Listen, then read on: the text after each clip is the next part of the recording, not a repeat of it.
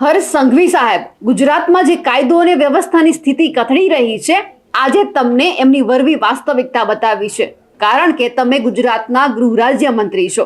તમારા વિભાગની એટલી નબળી કામગીરી છે કે ભૂમાફિયાઓ બેફામ બન્યા છે. અને આબાનો જે ભૂમાફિયા છે જનક ઠાકોર, જે પોતાના મળતિયાઓને લઈને જાય છે બીજાની જમીન પચાવવા માટે, અને એમના ઉપર જે જમીન પોતાના નામે કરવા માટે આવ્યા હોય છે એમના ઉપર લાકડી, ધોકા, પાઇપ વડે હુમલો કરે છે. આવા ભૂમાફિયાઓને તમારા જ નેતાઓ બચાવી રહ્યા છે. તમારા જ વિભાગની આ નબળી કામગીરી અહીંયા પુરવાર થાય છે. આ એટલા માટે કહેવું પડે છે કારણ કે તમારે જે કામગીરી કરાવવાની છે તે અહીંયા થતી જ નથી. નમસ્કાર, નિર્ભય ન્યૂઝ સાથે હું છું રિદ્ધિ. ગુજરાતની અંદર ભૂમાફિયાઓ બેફામ બની રહ્યા છે અને આ ભૂમાફિયાઓ સામે લગામ કસવાની જગ્યા ઉપર ક્યાંક તેમને બિરદાવવામાં આવી રહ્યા છે, ક્યાંક ભાજપના નેતાઓ છે તેમને સાચવી રહ્યા છે, તેમને બચાવવા માટે હાથ પણ લંબાવી રહ્યા છે. આમાંના જ એક ભૂમાફિયાની આજે વાત કરવી છે, જનક ઠાકોરની, જે અમદાવાદના પૂર્વ વિસ્તાર આવેલો છે. ત્યાંનું એક ગામ છે ભુવલડી, અને આ જ ગામની અંદર એક પટેલની જમીન છે. તેમને પચાવી પાડવા માટે આજ જનક ઠાકોર પોતાના મળતિયાને મોકલે છે. હવે એ નક્કી નથી કે પોતે ખુદ જાય છે કે પોતાના મળતિયાઓને મોકલે છે. એમના ઈશારે આ બધું થયું છે, કારણ કે જે જનક ઠાકોર છે એમના ઉપર એફઆઈઆર પણ નોંધવામાં આવી છે. એમના જે સાગરીતો છે તેમની ધરપકડ કરવામાં આવી છે. જ્યારે આ જમીન જે પટેલની છે એ જમીન લેવા માટે જાય છે, એમના નામે જ્યારે કરવાની વાત છે ત્યારે એમના ઉપર આ તમામ જે જનક ઠાકોર છે તેમના મળતિયા છે એમના ઉપર તલવાર, પાઇપ, ધોકા વડે હુમલો કરે છે અને તેમને ત્યાંથી કાઢી મૂકે છે. જમીનનો સર્વે ચાલતો હોય છે અને એ જ દરમિયાન આ બધા જ લોકો ત્યાં આવે છે. એટલે અહીંયા સ્પષ્ટ થાય છે કે જમીન કોઈક બીજાની છે અને કબજો મેળવવા માટે કોઈક બીજું ઉતાવળું થાય છે. આ એ જ જનક ઠાકોર છે જેમના ઉપર એક ધારાસભ્યનો હાથ છે, તેમને બચાવવા માટે પણ હાથ છે. હવે આખી જે આ મુદ્દો સામે આવ્યો છે એમાં જે આ જનક ઠાકોર છે તે અત્યારે ભૂગર્ભમાં ઉતરી ગયો છે, પરંતુ 19 આરોપીઓની ધરપકડ થઈ ચૂકી છે. પણ સવાલ અહીંયા એ છે કે ભાજપ નેતાઓ સાથેની ભાગીદારીના કારણે આવા ભૂમાફિયાઓ અત્યારે બેફામ બની રહ્યા છે, જમીન માલિકો ઉપર ખૂની હુમલા કરાવી રહ્યા છે. તેમ છતાં આપણું ગૃહ વિભાગ ચૂપ છે, કામગીરી નથી કરાવતું. સવાલ એટલા માટે છે કારણ કે અહીંયા સબૂત છે કે આ જ વ્યક્તિએ હુમલો કરાવ્યો છે, તેમ છતાં વ્યક્તિને પકડવામાં નથી આવતો. આ વ્યક્તિને અનેક વખત એમની સામે કેસ દાખલ થઈ ચૂક્યા છે. 2 વર્ષ પહેલાની જ વાત છે કે જ્યાં જનક ઠાકોર છે તેમની સામે અપહરણનો ગુનો નોંધાયો હતો. મુખ્ય આરોપી આ વ્યક્તિ હતો. ત્યારે પણ તેમને તમારા જ ભાજપના નેતાએ બચાવી લીધા છે. હવે તમારા કયા ભાજપના નેતા છે તે આ જનક ઠાકોરને બચાવી રહ્યા છે એ લગભગ તમને ખબર જ હશે. આવા અનેક આરોપીઓ છે જે ભૂગર્ભમાં ઉતરી જાય છે, જેમને ક્યારે કઈ કાર્યવાહી કરવાની છે તે પણ તમે સામે ખુલીને નથી બોલતા, કારણ કે તમારા જ નેતા હોય છે આ બધા જ લોકોને બચાવવા માટે. હવે જમીન બીજાની છે અને જમીનને પચાવવા માટે જનક ઠાકોર છે તે તનતોડ મહેનત કરતો હતો. કેટલા વર્ષોથી તેમણે આખો પ્લાન બનાવ્યો હતો અને રામના નામે આખી જમીન પચાવી પાડવાની અહીંયા વાત હતી. જ્યારે પણ આ જમીન માલિક છે જમીન લેવા માટે જાય છે ત્યારે ગામ લોકોને ભડકાવવામાં આવે છે. અને જે આ જનક ઠાકોર છે, જે આ પટેલની જમીન છે, એમની જ જમીન ઉપર રામ મંદિર બંધાવી દીધું. સમૂહ લગ્નનું આયોજન પણ કરતો હતો. એટલે લોકોને પણ કહેતો હતો કે આ ગૌશાળાની જમીન છે. ગૌશાળાના નામે પર આ જમીન થઈ ગઈ હતી, પરંતુ જ્યારે બધા કાગળિયા જે આ પટેલે આપ્યા ત્યારે તેમને ખબર પડી કે આ જમીન છે આ પટેલના નામની છે. એટલે ગૌશાળાના ટ્રસ્ટે આખી જમીન આ પટેલને આપી દીધી.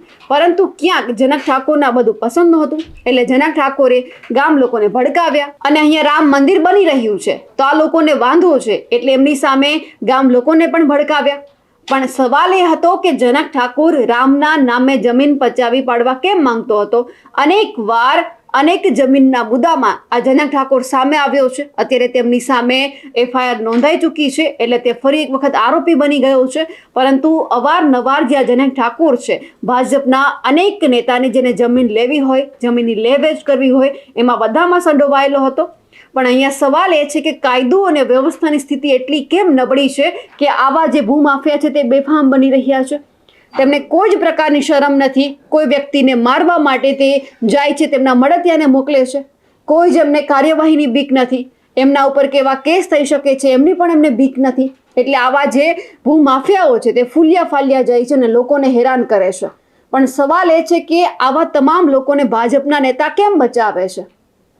ભાજપના નેતાને હજુ કેટલા ખિસ્સા ભરવા છે કે એ બધાને હજુ આ બધા વ્યક્તિની જરૂર પડે છે. આ જ જનક ઠાકોર છે અવારનવાર અનેક ગુનાહિત પ્રવૃત્તિ છે તે આચરી ચૂક્યો છે.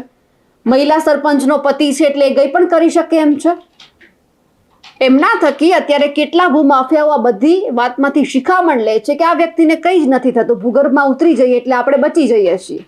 પણ સવાલ એ છે કે ગુજરાતમાં જે કાયદો અને વ્યવસ્થાની સ્થિતિ કથળી રહી છે તેમાં હવે સરકાર શું કામગીરી કરે છે, હર્ષ સંઘવી સાહેબ શું કામગીરી કરે છે? કારણ કે ગુજરાત ઉપર ફરી એકવાર સવાલ ઉઠી રહ્યા છે કે ગુજરાતમાં કાયદો અને વ્યવસ્થાની સ્થિતિ કથળી રહી છે, વરવી વાસ્તવિકતા આપણી સામે આવી રહી છે. અવારનવાર આવા ભૂમાફિયાઓ છે તે જમીન પચાવી પાડે છે, નથી પોતાની જમીન તેમ છતાં એમાં રસ દાખવે છે.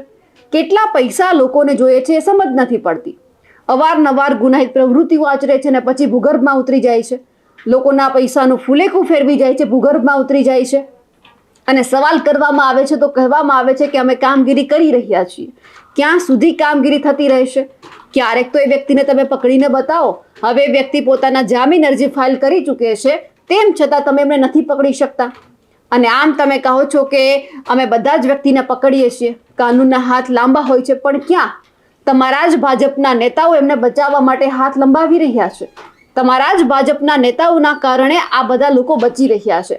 આજ જનક ઠાકોર સામે હવે શું કાર્યવાહી થાય છે તે પણ જોવાનું, કારણ કે અવારનવાર તે ગુનાહિત પ્રવૃત્તિ કરતા ઝડપાયો છે. એક વખત તો કોઈકનું અપહરણ કરેલું છે, એમનો મુખ્ય આરોપી હતો. હવે ફરી એક વખત જમીનના મામલામાં તે સામે આવ્યો છે, ભૂગર્ભમાં ઉતરી ગયો છે.